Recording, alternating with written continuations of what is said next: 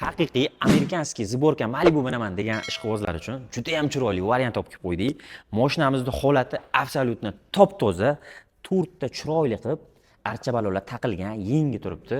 Tonirovka ruxsatlari bor ekan, lekin tonirovkalari yo'q ekan. Mashinamizning holati juda ham chiroyli turibdi. Probegi halol 70 ming probeg. Egalari bilan bu mashinani savdalashib 2 soatcha savdalashdik.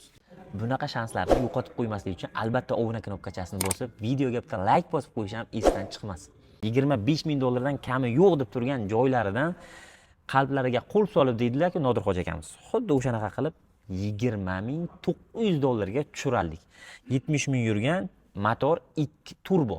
Sanoqli chiqqan bu mashinalardan, bu mashinalarning sevuvchilari juda ham ko'p. Pakalena gazlar qo'yib qo'yilgan. Xullas, oladigan odamga hech qanaqa xarajati yo'q, xudo xolasa. Inshaalloh olgan odam baraka topib, egalarini duo qilib minishadi, xudo xolasa.